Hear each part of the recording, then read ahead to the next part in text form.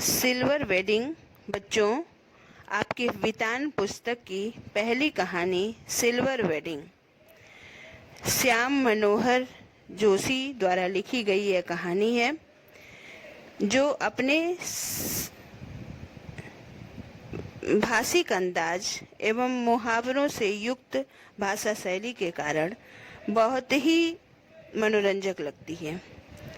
इस कहानी में लेखक ने यह दिखाने का प्रयास किया है कि आधुनिकता की ओर बढ़ता हमारा समाज एक और नई उपलब्धियों को समेटे हुए है, तो दूसरी ओर मनुष्य को मनुष्य बनाए रखने वाले हमारे जीवन मूल्य कहीं समाप्त होते जा रहे हैं।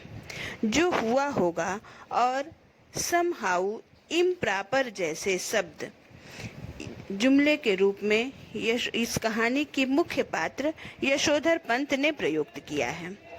इस कहानी में जो हुआ होगा में यथा स्थितिवाद यानी ज्यों का त्यों स्वीकार कर लेने का भाव है, तो समहाउ इम्प्रॉपर में एक अनिर्णय की स्थिति भी है। ये दोनों ही भाव इस कहानी के मुख्य चरित्र यशोधर बाबू के भीतर के द्वंद्व को प्रदर्शित करते हैं। ये दोनों ही स्थितियां हालात को ज्यों का त्यों स्वीकार कर बदलाव को असंभव बना देने की ओर ले जाती हैं। महत्वपूर्ण बात यह है कि यशोधर बाबू इन स्थितियों का जिम्मेदार किसी व्यक्ति को नहीं ठहराते। वे अनिर्णय की स्थिति में हैं। यशोधर बाबू जहां अपने बच्चों की तरक्की से खुश होते हैं, तो वहीं समहाउ इम्प्रॉपर यह भी अनुभव करते हैं कि वह खुशहाली भी कैसी खुशहाली जो अपनों में परायापन पैदा कर दे। इस द्वंद्व के साथ साथ इस कहानी को यशोधर बाबू के बहाने देश के प्रॉपर विकास में बाधक समहाउ इम्प्रॉपर तत्वों की तलाश के रूप में भी पढ़ा जा सकता है। बच्चों, यह कहानी एक बहुत ही लंबी कहानी है, जिसको मैं कई वीडियो के माध्यम से बच्चों, हमें लगता है कि 2 या 3 वीडियो में इस कहानी की संपूर्ण विषय वस्तु को मैं समेटने का प्रयास करूंगी। इस कहानी का मुख्य वर्ण विषय जो है वह है पीढ़ी अंतराल। पीढ़ी अंतराल का तात्पर्य, पहले बच्चों इस कहानी को पढ़ाने से पहले मैं कुछ भूमिका आपको दूंगी।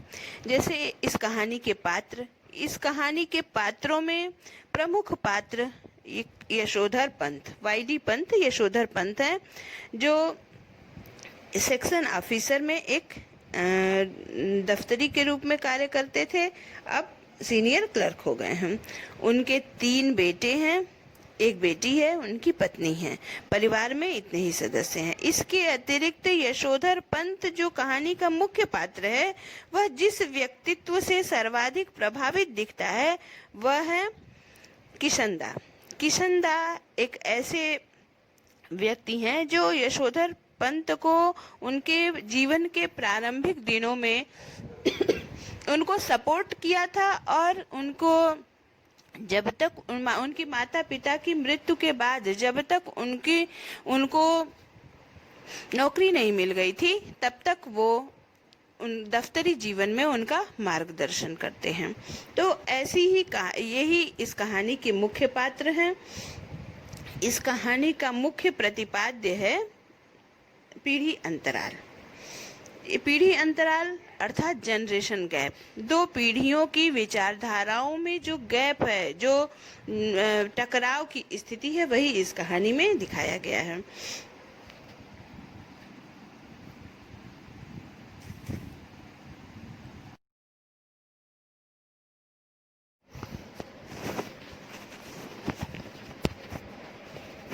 कहानी का प्रारंभ सिल्वर वेडिंग कहानी से होता है। जब कहानी का प्रारंभ यहाँ से होता है बच्चों, देखिए, जब सेक्शन ऑफिसर वाईडी पंत यशोधर पंत ने आखिरी फाइल का लाल फीता बांधकर निगाह मेज से उठाई, तब दफ्तर की पुरानी दीवार घड़ी 5:25 बजा रही थी। उनकी अपनी कलाई घड़ी में 5:30 बज रहे थे। पंत जी अपनी घड़ी रोजाना सुबह शाम रेडियो समाचारों से मिलाते हैं, इसलिए उन्होंने दफ्तर की घड़ी को ही सुस्त ठहराया।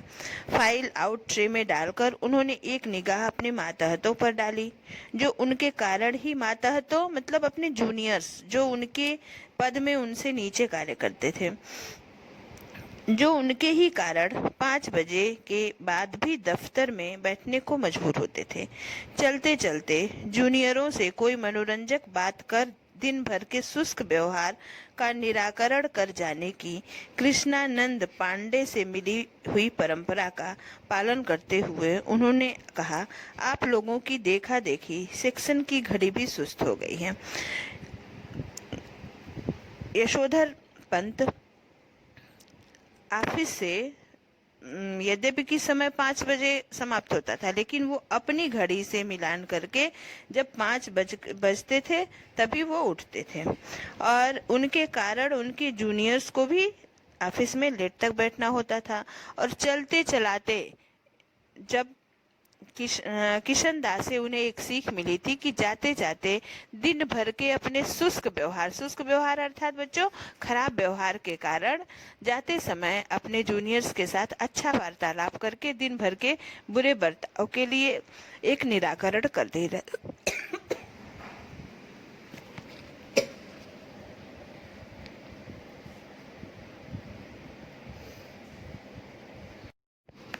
सीधे असिस्टेंट ग्रेड में आए नए छोकरे चड्ढा ने, जिसकी चौहरी मोहरी वाली पतलून और ऊंची एड़ी वाले जूते पंत जी को समहाउ इम्प्रॉपर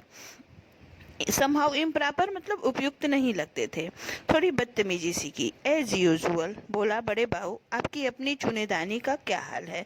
वक्त सही देती है? चुनेदानी शब्द का प्रयोग बच्चों यहाँ पर यशोधर पंत की घड़ी के लिए किया गया है। उनके ऑफिस में एक जूनियर असिस्टेंट ग्रेड में एक नया लड़का आया है जिसका नाम है चड्ढा, जिसकी वेशभूषा यशोधर पंत को अनुपयुक्त लगती है, और उसके बात करने का तरीका भी यशोधर पंत को ठीक नहीं लगता है, परंतु इस तरह की अशिष्टता का वे कोई विरोध नहीं करते हैं। पंत जी चड्ढा की धृष्टता को अनदेखा किया और कहा, मिनट टू मिनट करेक्ट चलती है, यानी 1-1 मिनट करेक्ट चलती है। चड्ढा ने कुछ और धृष्ट होकर पंत जी की कलाई थाम ली। इस तरह की धृष्टता का प्रकट विरोध करना यशोधर बाबू ने छोड़ दिया है। मन ही मन वह उस जमाने की याद जरूर करते हैं जब दफ्तर में वह किशन दा को भाई नहीं साहब कहते और समझते थे। घड़ी की ओर देखकर वह बोला, बाबा आदम के जमाने की है बड़े बाबू यह तो। अब तो डिजिटल ले लो, एक जापानी सस्ती मिल जाती है। कह रहे हैं कि चड्ढा ने कहा कि अब ये तो बाबा आदम के जमाने की बहुत पुरानी घड़ी हो गई है, अब तुम एक नई ले लो जापानी घड़ी जो कि सस्ती मिल जाती है। यह घड़ी मुझे शादी में मिली थी, हम पुरानी चाल के, हमारी घड़ी पुरानी चाल की।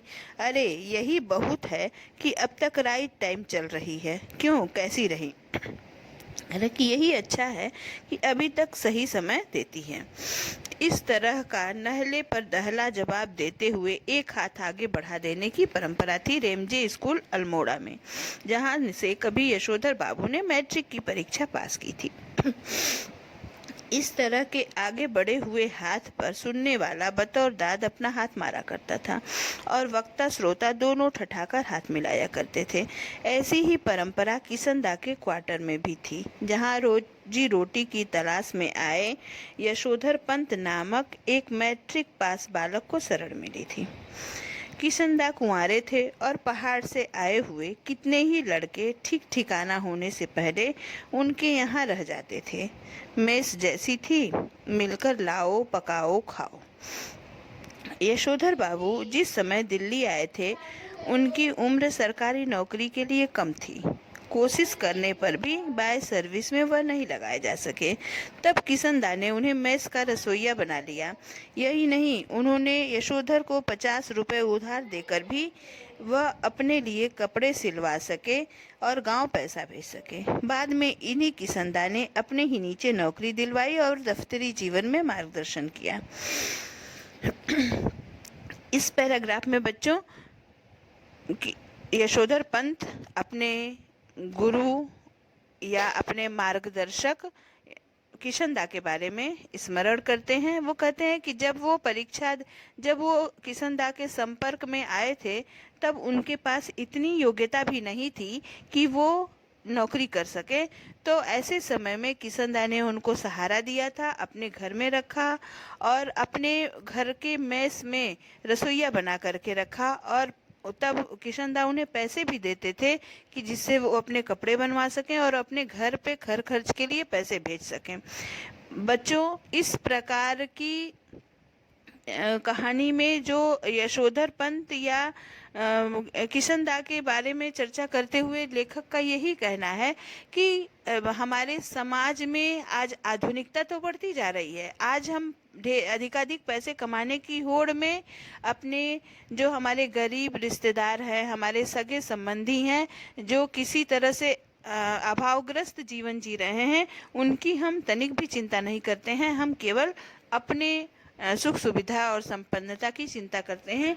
तो इस तरह की जीवन मूल्यों से यशोधर बाबू का अविश्वास था और वो चाहते थे कि उनके बच्चे भी जिस तरह का जीवन उन्होंने जिया है उसी प्रकार का जीवन जिए, जिसमें मानवता, सहयोग, सहानुभूति, दया, परोपकार जैसे भाव को हमारे जीवन में स्थान प्राप्त हो। ये श्रेष्ठ जीवन मूल्य हमारे जीवन के अंग हों, ऐसी यशोधर बाबू की इच्छा थी। चड्ढा ने जोर से कहा, बड़े बाबू, आप किन ख्यालों में खो गए? मेनन पूछ रहा है कि आपकी शादी कब हुई थी। यशोधर बाबू ने सकपकाकर अपना बड़ा हुआ हाथ वापस खींचा और मेनन से मुखातिब होकर बोले, now let me see, I was married on 6 फरवरी 1947। यशोधर बाबू कहते हैं कि मेरा विवाह 6 फरवरी 1947 को हुआ था।